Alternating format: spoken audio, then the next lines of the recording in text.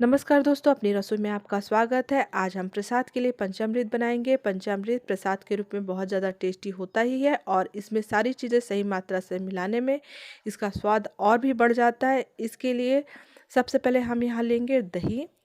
दही खट्टी नहीं होनी चाहिए।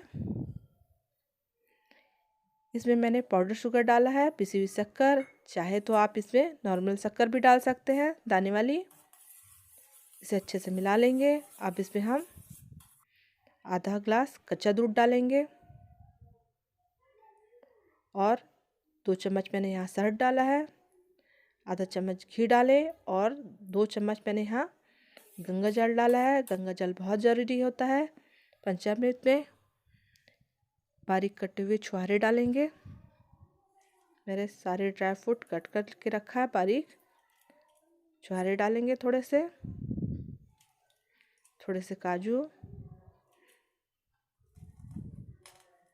बादाम डालेंगे थोड़े से, किशमिश